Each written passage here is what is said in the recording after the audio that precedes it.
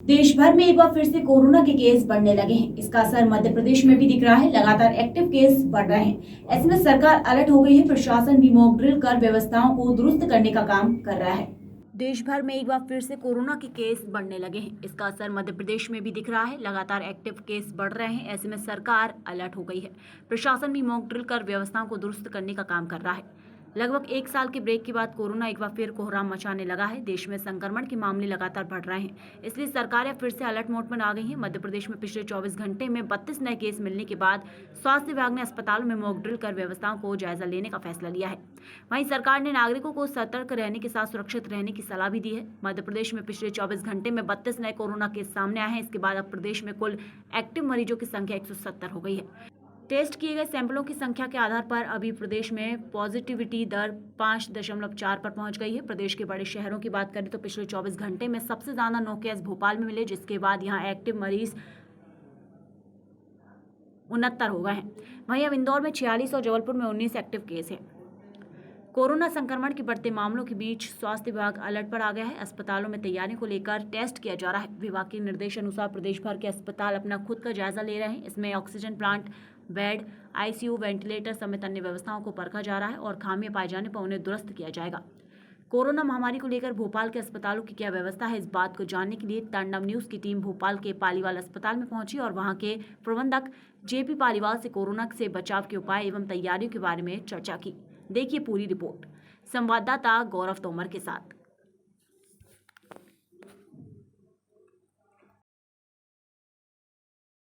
नमस्कार, आप देख रहे हैं तांडव न्यूज और मैं हूं आपके साथ गौरव सिंह तोमर। आप सभी का स्वागत करता हूं।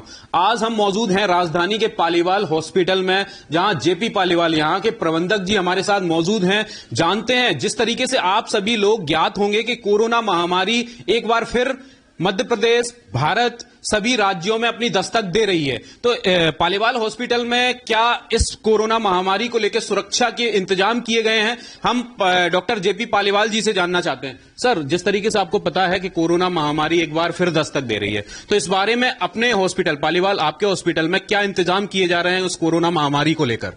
देखिए, जो इंतजाम पिछले पहली और दूसरी लहर के समय हमारे पास थे, उन सारे इंतजाम को हमने फिर से सक्रिय कर लिया, व्यवस्थित कर लिया है और उनके सारे जितने भी इक्विपमेंट्स और हमारे अपरेटस थे उनको सबको चेक करके हमने एक तरह से देखा जाए तो मॉक ड्रिल टाइप का कर लिया है कि हमारी व्यवस्थाओं में किसी भी प्रकार का व्यवधान ना हो, व्यवस्थाएं परफेक्ट रहे। सिर्फ हमारे को सिर्फ एक चीज की चिंता रहेगी कि यदि आवश्यकता अनुसार ऑक्सीजन की जरूरत लगी तो उसके लिए भी हमारे ऑक्सीजन के वेंडर से हमने बात की है। लेकिन मैं आम जनता को ये कहना चाहूंगा कि इस वाले कोविड से बहुत डरने की जरूरत नहीं है। ये बहुत हल्का वेरिएंट है, तेजी से फैलने वाला जरूर है। सर्दी खांसी जुकाम हो रही है, बहुत लंबे समय तक खांसी रहती है, कई लोग परेशान रहते हैं, वो बात एक अलग है। सावधानी रखने की जरूरत है, परंतु ये इतना घातक नहीं है। लेकिन चूंकि वायरस है तो वायरस बड़ा अनप्रिडिक्टेबल बिहेवियर वाला होता है। उसके व्यवहार के बारे में कभी कुछ नहीं कहा जा सकता। स्ट्रेचर वाली बात होती तो स्ट्रेचर व्हीलचेयर जो थी, सामान्य तौर पर पैदल या व्हीलचेयर से पेशेंट चला जाता तो वो व्हीलचेयर को फिर सैनिटाइज करते हैं और कमरे का भी कहीं न कहीं एक तरह से देखा जाए तो आइसोलेशन वार्ड की तरह पृथककरण करके जितनी सावधानी और जितना पृथकीकरण सामान्य और कोविड मरीजों में रख सकते हैं उतना रखने का प्रयास करते हैं। लेकिन ऐसी व्यवस्थाओं की फिलहाल बहुत ज्यादा जरूरत नहीं पड़ रही है। शासकीय स्तर पर भी शासन पूरा चौकस है, चौकन्ना है। आप देखिए, कल शासन ने बड़े स्तर पर, सीएमएचओ भोपाल ने बड़े स्तर पर मॉक ड्रिल करवाया। एक अच्छी चीज है। शासन भी चौकस है, निजी चिकित्सा क्षेत्र भी चौकस है। ईश्वर करे ऐसा ना हो, ऐसा कुछ होगा तो दो हाथ करने के लिए हम तैयार हैं, बैठे। कह सकते हैं कि मतलब आपकी संस्थान पालीवाल हॉस्पिटल ने कोरोना महामारी से लड़ने के लिए मरीजों के लिए सारी उचित व्यवस्थाएं कर ली हैं। इस तरीके से पूरा अपन इंतजाम मान सकते हैं उसको? हाँ, बिल्कुल मान सकते हैं। और ऐसा यदि कुछ मरीज आए भी हैं तो लोगों का हमने काम भी किया, शासन स्तर पर सूचनाएं भी दी और काम भी किया। ऐसा कोई दिक्कत वाली बात फिलहाल तो नहीं लगती। सर, एक बड़ा विषय ये भी आ रहा है कि 15 तारीख से जो आयुष्मान कार्ड है उसको लेके भी डॉक्टर लोग हड़ताल, काम बंद हड़ताल पर जाने का संदेश दे रहे हैं। आयुष्मान कार्ड एक बड़ा विषय बन रहा है कि मरीजों को या डॉक्टर्स हॉस्पिटल के अकाउंट में सही तरीके से उसका पैसा लेट लतीफी के कारण आ पा रहा है। मरीज क्यों ना क्यों उसी पे आयुष्मान कार्ड पर डिपेंड है, परंतु वहीं सरकार के द्वारा सही समय पर फंडिंग न डालने के कारण कहीं ना कहीं इलाज में भी लेट लतीफी बढ़ती जा रही है। तो ये क्या मुद्दा है, कहां तक इस बारे में आप कहना चाहेंगे? देखिए, आपने मेरी दुखती रग पर हाथ रख दिया। ये मेरी ही दुखती रग नहीं है। यदि ये परिस्थिति रही तो ये समाज की और उन गरीब मरीजों की भी दुखती रग होगी जो सच में पीड़ित होंगे। लगातार हम लोग 15 महीने से काम कर रहे हैं, तो कई अस्पतालों का आंशिक भुगतान 15 माह से आयुष्मान का रुका है और कई अस्पतालों का 6-7 माह से पूरा भुगतान रुका है। आंशिक और पूरा भुगतान यदि देखें तो ये मान के चलें कि हम लोगों की जितनी भी हमारा फाइनेंशियल रिजर्व था वो सारा उसमें लग चुका है और शासन की तरफ से पैसा नहीं मिल रहा है। शासन हमारे लिए, सत्ता हमारे लिए, सरकार हमारे लिए पालक है और हम उनके बालक हैं। तो ये पालक और बालक के बीच में कहीं न कहीं जो पैसे की व्यवस्था को लेकर जो विलंब हो रहा है, इसकी वजह से निश्चित तौर पर बड़े भारी मन से, बड़े दुखी मन से, बड़े जटिल मन से, बड़ी विपरीत परिस्थितियों में और बहुत ज्यादा ये मान के चलो दुखी मन से हमने निर्णय लिया है कि 15 तारीख से हम लोग आयुष्मान का काम नहीं कर पाएंगे। उसके पीछे कारण हमारा लोभ लालच नहीं है। लोभ लालच होता तो हम पिछले 15 महीने से पेमेंट नहीं मिलने के बावजूद काम नहीं करते। कारण उसके पीछे आज हमारे पास उन मरीजों की व्यवस्था के लिए, इलाज के लिए, उनकी जांचों के लिए, उनकी दवाई के लिए बिल्कुल पैसा नहीं है। मैं आपसे अंत में सिर्फ यही कहना चाहूंगा कि न्याय और निर्णय में यदि विलंब होता है तो न्याय और निर्णय में हुआ विलंब भी अन्याय के रूप में माना जाता है। सरकार हमारी पालक है। माननीय प्रधानमंत्री जी की महत्वपूर्ण जनोपयोगी योजना के बारे में मुझे उम्मीद है कि एक संवेदनशील मुख्यमंत्री मध्य प्रदेश में बैठे तो संवेदनशील मुख्यमंत्री जी इस पर संज्ञान लेंगे और शीघ्रातिशीघ्र इस समस्या का निराकरण करेंगे। हमारे हाथ में खर्च को पैसा आएगा, हम मरीजों की सेवा जरूर करेंगे। और एक बात और बताना चाहता हूँ, हमारे एसोसिएशन ने ये भी निर्णय लिया है कि यदि कोई आयुष्मान कार्ड धारक किसी गंभीर अवस्था में आया तो हम उसको हमारे खर्च पर इलाज करके, प्राथमिक उपचार करके, चाहे भेजना पड़े, हम उसे समुचित व्यवस्था के साथ कहीं और भेज देंगे। लेकिन उसको भी ये मान के चलें कि किसी भी परिस्थिति में जो बहुत गंभीर है तो हम उसको जीवन मौत के से यहाँ हमारे दरवाजे नहीं लड़ने देंगे। हम उसके साथ खड़े हैं, हम उसकी सेवा करेंगे, हम उसकी सुरक्षा करेंगे, उसका प्राथमिक उपचार करेंगे और उसके बाद समुचित व्यवस्था के साथ उसको सरकारी अस्पताल या संबंधित अस्पताल भेजेंगे। ये दायित्व का भी हमने संकल्प लिया है। हम जनता के बिल्कुल पक्ष में हैं। हम शासन को भी अपना पालक मानते हैं, शासन के बालक हैं। पालक और बालक के बीच की नोकझोंक मुझे लगता है जल्दी ही समाप्त हो जाएगी।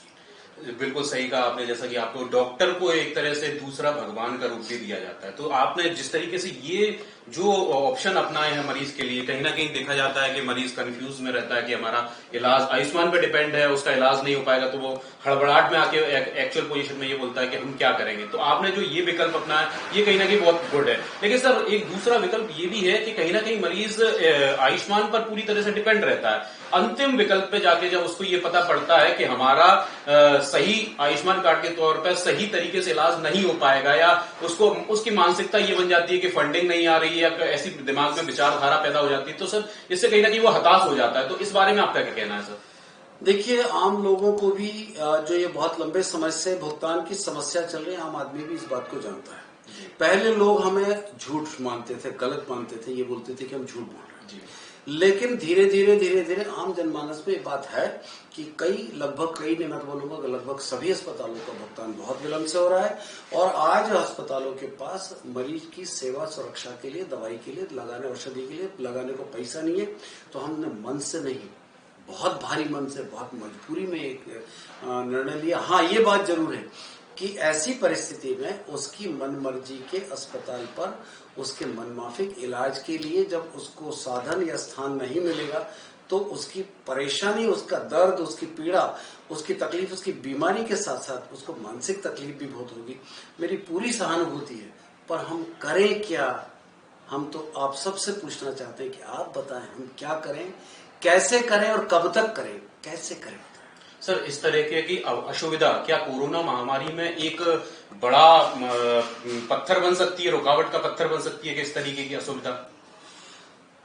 यदि इस तरह की बात करें तो कालांतर का उदाहरण मैं दूंगा। कालांतर में बीते पहले और दूसरे कोविड में सरकार की तरफ से पूरी जान, पूरी शिद्दत के साथ पूरी सारी व्यवस्थाओं के लिए पूरे शासन की पूरी ताकत झोंक दी गई थी। मैं ये मानता हूं कि यदि इस तरह की कोई मुसीबत आई तो हर चीज एक तरफ रखकर हम भी शासन का हिस्सा बनके उनके पीछे खड़े होंगे। भुगतान की बात अलग होगी, बिल्कुल नहीं करेंगे यदि ईश्वर ना करे इस तरह की कोई परिस्थिति आई। लेकिन कोविड जैसी महामारी आई तो हम सरकार के हाथ, उनकी उंगलियां बनकर, उनकी ताकत बनकर विपरीत परिस्थिति में भी काम करेंगे और इस कोविड की बीमारी से यदि इस तरह का कोई परिस्थिति होती है निपटने, लड़ने के लिए शासन की सहभागिता में उनका एक महत्वपूर्ण हिस्सा, उनका एक महत्वपूर्ण बालक, उनका आज्ञाकारी शिष्य बनकर शासन के साथ बदस्तूर, पूरी शिद्दत के साथ, पूरी मेहनत के साथ, पूरे समर्पण के साथ, पूरे लगन के साथ खड़े होंगे। सर, लास्ट क्वेश्चन है कि आम जनता के लिए कोरोना महामारी से बचाव के लिए क्या प्रिकॉशंस हैं, किन सावधानियों को बरतकर वो इस लक्षण की कोरोना महामारी के इस वायरस की चपेट में आने से बच सकते हैं? देखिए, सबसे पहले तो एक संक्षिप्त सी बात बोलना चाहूंगा। लोग मुगालता पालते हैं कि उन्हें कुछ नहीं हो सकता जी। यदि किसी को मुगालता है कि वो बीमार नहीं पड़ सकता तो पहले तो मुगालता दूर करे। तोता पाल ले, बिल्ली पाल ले, कुत्ता पाल ले, खरगोश पाल ले, गाय पाल ले, सब लाभ देंगे, लेकिन मुगालता मत पालिए कि आपको बीमारी नहीं हो सकती, किसी को भी हो सकती।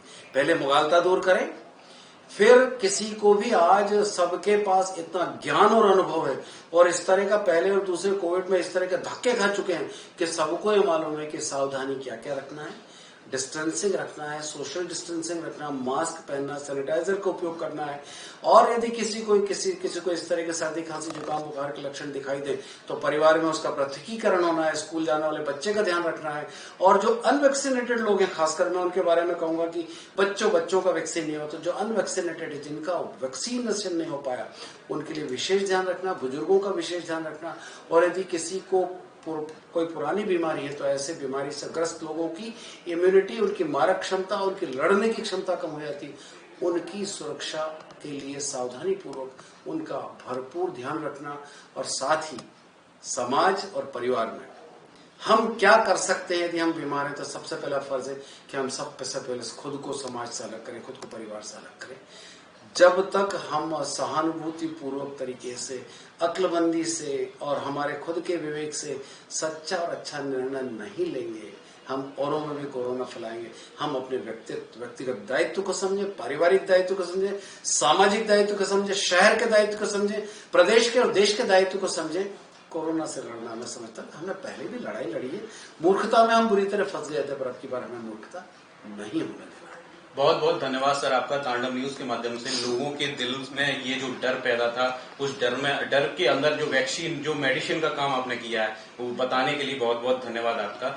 तो देखिए दोस्तों, ये थे हमारे साथ डॉक्टर जेपी पालीवाल जी, जो पालीवाल हॉस्पिटल के संचालक हैं। इन्होंने बताया कि कुत्ता पाले, बिल्ली पाले, परंतु मुगालता ना पाले। जिस तरीके से लोगों को ये भ्रम होता है कि उन्हें कभी कोई बीमारी छू नहीं सकती, उसके लिए डॉक्टर जेपी पालीवाल जी ने बताया है कि बीमारी किसी भी व्यक्ति को अपनी चपेट में ले सकती है, लेकिन बस उन लोगों को अपने इस छोटे से प्रिकॉशन से वो लोग इस कोरोना जैसी बीमारी से बच सकते हैं। छोटी छोटी सावधानियां, चाहे वो सैनिटाइजर हो या अपने परिजनों से दूर रहकर, अगर उसको कोरोना के लक्षण देखे गए, सिम्टम देखे गए, तो अपने परिजनों से दूर रहकर छोटे छोटे उपाय अपनाकर कोरोना महामारी से बच सकते हैं। कैमरा पर्सन हनीफ खान के साथ गौरव तोमर, तांडव न्यूज, भोपाल।